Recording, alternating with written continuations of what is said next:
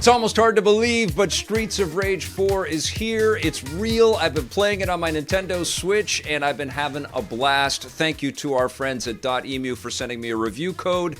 This is a game I've been looking forward to for a long time. We've reported on it a lot with Electric Playground over the last several months, and it feels like it's taken a while to get here. The wait is worth it, though, and I'm going to boil it down to that. It's definitely a different-looking Streets of Rage game. It doesn't look like the pixelated, sprite-based work that we saw in the classic Genesis games.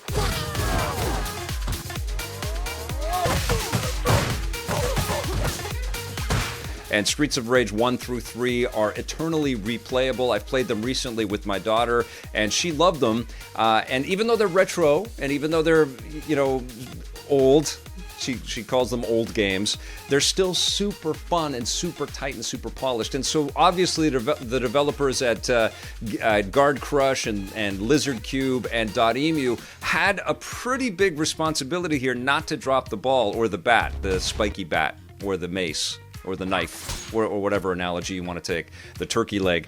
They had to deliver something that was very fun to play at its core. And so visually they went with a different style, something that would accommodate 4 people being able to play at the same time across a 16:9 screen. They didn't want to use the sprite-based graphics for everything, so they used, modern, sort of cartoony comic book graphics. But I can tell you that everything moves fluidly, and the combat moves are very satisfying. They've added a little bit more flash and finesse. You have the ability to punch behind you, and you've got some pretty cool power moves that you can pull off. You're picking up these little star icons, and they give you some extra ability, which is fun and flashy. It's in the Streets of Rage vein, but it's a little bit different. It's not like you have a police car coming in and shooting a bazooka and dropping bombs on everybody. Or do you? Because one of the best things that they've done for Streets of Rage 4 is they've honored the classic work by adding sprite-based characters into the gameplay. And it's a little bit incongruous to see, a sprite Axel against something that looks sort of hand-drawn in the background, but it's cool as well. It elevates the game in some pretty tremendous ways.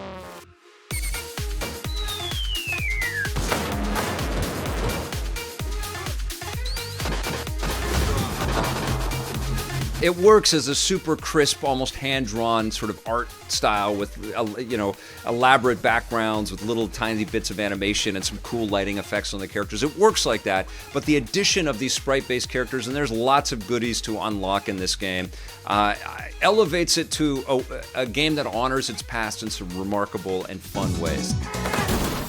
This is a game just like the previous Streets of Rage titles that you're going to want to replay over and over again. There's a story mode broken up over 12 chapters. You're going to be fighting through, sewers. There's always got to be sewers in brawlers. Have you noticed that? You're always fighting in sewers. You can fight through some sewers in here, and you're fighting in, Chinatown, and obviously on the streets, on top of trains, and in enemy hideouts and things like that. The story it takes place kind of 10 years after the events of Streets of Rage 3, and there's this crazy duo that is brainwashing the public with music and stuff in here. And so that means that everybody that you see is out to get you, including the police officers. And so you'll be fighting with cops in here. But what's interesting, and I like this dynamic, is the cops will also fight with the goons on the street.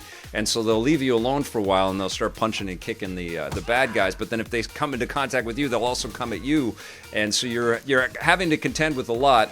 And it's a big challenge when you're on your own. I got to tell you that. There's a lot to kind of contend with. But it's so much more fun when you play it with somebody else. This has 4-player local co-op. I didn't gather around 4 people to play locally. That would seem to be a little bit difficult with times like these. But I did get my daughter to play with me, and we were having fun. And we actually had to toggle off the friendly hits because we were constantly punching and kicking each other and depleting our health and racing for turkey. But it was so much more fun and so much more enjoyable. And speaking of turkey, which is obviously making a reappearance here, as it should in any Streets of Rage game, it gives you health, but you also have the option to change it to like a big chunk of meat or a salad if you're vegan, which I thought was a nice little clever touch. The story centers around characters that we know and love, like Axel and Blaze, and Adam is in here, but you have to unlock him. but also there are new characters. Cherry is my favorite of the characters that were initially introduced to, because she's so fast and she's able to pull off really cool knees to the face that add a bunch of different hits. And some of them are big bruisers and they have cool visual effects, like Floyd, who does this cool double punch move and zaps the screen. And there's all of this, flame and fury happening around different characters when they pull off their maneuvers, which is great. But you can also pull off special maneuvers that deplete your health bar a little bit, unless you earn back some health by pulling off combo moves. And combos play a big part in the mechanics of Streets of Rage 4, and they're very fun. It's very satisfying.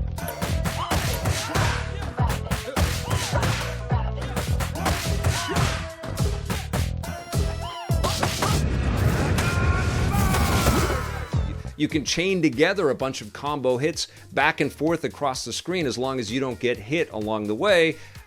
Easier said than done, of course, because you've got bad guys coming in from every angle and every side of the screen, and they've got knives or things to pummel you over the head with. And of course, there's also lots of destructible elements within the environments, like arcade machines and garbage cans and stuff. And they're going to have money for you, and the more money that you get, the closer to an extra life you're going to be, and you're going to need that, because on normal difficulty, you only get a couple of backup lives, and the challenge is pretty high. So you're going to want to combo and earn the money and find all the loot so that you can get those extra lives to keep you going from chapter to chapter. You're also ranked on a leaderboard, and based on your overall achievements, you get closer and closer to unlockable goodies. There's also galleries of art, and the soundtrack is pretty rad. There's a retro soundtrack in here as well. Listen, I love this game. I think it's terrific. It's going to live on my Switch forever. And what was really cool is after, I played it for hours and hours, and we beat the story mode. I played the different modes. I played online, actually. I played, a whole new chapter with somebody online. It did lag a little bit, but it was still fun to play. And the lag actually felt a little bit like I was jumping back into the 16-bit era. It didn't piss me off that much. It was okay. And there was also a battle mode, which is actually pretty fun because the mechanics of the characters are fairly robust. It's not Street Fighter. You're not going to mistake this for a conventional 2D fighting game, some of the best out there, but it's still pretty solid, and the artwork is fun, and the characters are cool, and this is a game where you're just going to want to keep digging into. And everybody involved, as is made clear by playing through this game, was very attuned to the fact that they had a big responsibility here. Streets of Rage is beloved by fans, and this game honors that in a very good way. It's a very fun title, and it's available for everything. You can pick it up for PS4, Xbox, or PC. I'm playing it on the Nintendo Switch, and I don't think it's ever going to leave my Switch. I'm going to give Streets of Rage 4 a 9 out of 10.